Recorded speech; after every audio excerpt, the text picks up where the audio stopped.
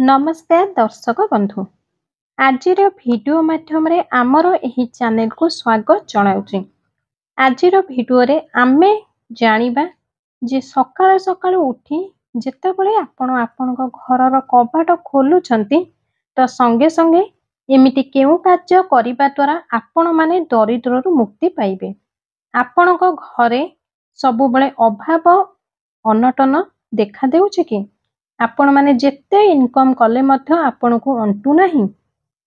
सबुबले टंका पैसार अभाव आपण घरे लागी रहुछि कि तेबे एही उपायटी केवल आउ केवल आपणक पाई।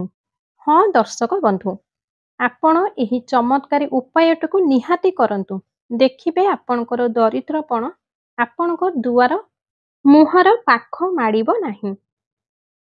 आउ एही उपायटी को जदि आपण माने करूछंती तेबे देखिबे आपणक जीवन रे केबे भी आउ कोनोसी समस्या आसीबो नाही। तेबे आसंतु वीडियोटी को स्टार्ट करिबा। वीडियोटी को स्टार्ट करिबा पूर्वरु मोर आपण मानकु अनुरोध वीडियोटी को शेष पर्यंत निश्चय देखंतु एवं वीडियोटी जदि आपण मानकु पसंद आसी थाए तेबे वीडियोटी को गोटे लाइक करि दियंतु। कमेंट बॉक्स रे जय मां लक्ष्मी अवश्य लिखंतु। एहा सह आम चैनल रे जदि आपण माने नुआ अछंती तेबे जल्दी ही चैनल को सब्सक्राइब करि दियंतु। मोर आपण मानकु एतिकी अनुरोध। एबे चलंतु वीडियोटी को स्टार्ट करिबा। देखंतु प्रत्येक घरर महिला माने चाहिले ही तांकर घर को स्वर्ग बनाई थांती। प्रत्येक स्त्री को ऊपर डिपेंड करूची सबु किछि। पूजा पाठ रीति नीति एमिति किछि उपाय करिबा द्वारा महिला माने घर को स्वर्ग बनाई थांती। आपणक घरर मुख्य द्वार सबुठारु श्रेष्ठ अटे, कारण घरर मुख्य द्वारर मुह देई मां लक्ष्मी आपणक घर को प्रवेश करि थांती। आपण जानि नाहांती जे घरर महिला माने एमिति केउ कार्य करिबा उचित जहा फल रे आपणक घरे सुख शांति विद्यमान हेबो।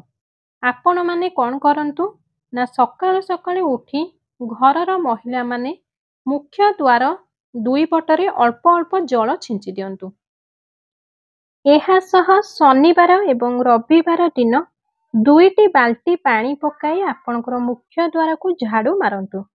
एपरी कले जदि कौनसी व्यक्ति किंबा कौनसी दुष्ट शक्ति आपणक उपरे बा आपणक परिवार कौनसी सदस्यक उपरे किंबा आपणक घर उपरे नजर पकाई थाए तेबे शनिवार और रविवार दिन आपण आपणक मुख्य द्वार रे दुईटी बाल्टी पानी पकाई झाड़ू लगाइबा द्वारा आपणकर सेही नजर आपणक एवं आपणकर परिवार किछि भी क्षति करि पारि न थाए। आपण माने मुख्य द्वार रे जो कबाट लगाउछंती सेही कबाट रे भगवान गणेशंकर मूर्तिटिए अवश्य बसांतु, कारण आपणक मुख्य द्वार कबाट उपरे भगवान गणेशंकर मूर्ति रहिले अत्यंत शुभ हुई थाए। मने रखंतु आपणकर मुख्य द्वार रे जेउठी भी कबाट लगाइछंती सेही कांथर दुई पार्श्व रे सिंदूरर स्वस्तिक चिन्ह निश्चय बनातु। एहा करिबा द्वारा भगवान गणेश और माता लक्ष्मीकर आशीर्वाद सर्वदा आपणक घर उपरे रहिथाए।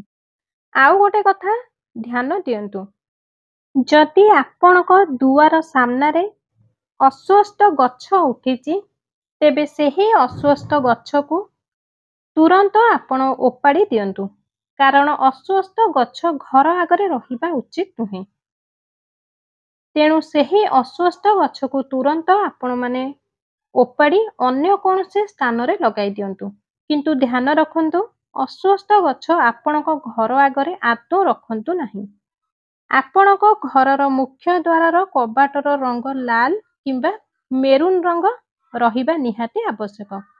घरर मुख्य द्वार रे दुआर मुहरे आंब पत्र माला बनाई दुआर बंध को सबुबले सजांतु, कारण एहा करिबा द्वारा माता लक्ष्मी सेही घर प्रति खूब शीघ्र आकर्षित होई थांती। मने रखंतु घर सामना रे केबे भी अलिया आवर्जना पकाइबा उचित नुहे। एहा करिबा द्वारा माता लक्ष्मी सेही घर को प्रवेश करंती नाही, जहा फल रे कि सेही घरे सर्वदा दरिद्रता लागी रही थाए। ଆପଣମାନେ ହୁଏତ ଏହି କଥା ଜାଣି ନଥିବେ। ଖାଲି ଘରର ମହିଳାମାନେ ଯେ ପୂଜାର୍ଚ୍ଚନା ନୀତି ନିୟମ କରିବେ ଏହା ନୁହେଁ, ବରଂ ଘରର ପୁରୁଷମାନେ ଯଦି ପ୍ରତ୍ୟେକ ଦିନ ସକାଳୁ ଉଠି ଘରର ଦୁଆର ମୁହଁରେ ଗୋବର ପାଣି ଛିଞ୍ଚନ କରନ୍ତି, ତା ସହ ସ୍ନାନ ସାରି ଝୁଣା ଲଗାଇବା ଦ୍ୱାରା ମାତା ଲକ୍ଷ୍ମୀ ବହୁତ ଜଲ୍ଦି ପ୍ରସନ୍ନ ହୋଇଥାନ୍ତି।